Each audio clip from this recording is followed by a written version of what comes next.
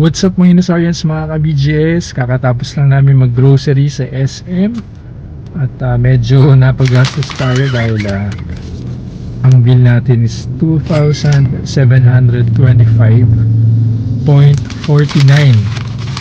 no? Medyo marami yung bill din namin ngayon, pero okay lang kasi sa SM mas mura yung mga bilihin kaysa sa Shopwise, sa Pure Gold.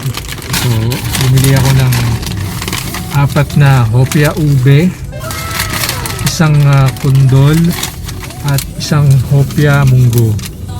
So, ayan. Ito yung receipt. So, ang hopya kundol sa Engbitin ay 48 pesos. Yung isang hopya munggo naman is 46 pesos. Tapos yung hopya ube, 52 pesos each. So, all in all, 302 pesos ang gastos dito sa Engbitin Hopya.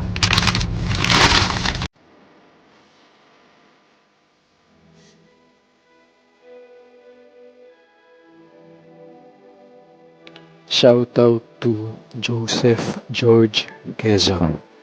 Maraming salamat sa suporta, Joseph George Quezon. Ingat lagi. God bless.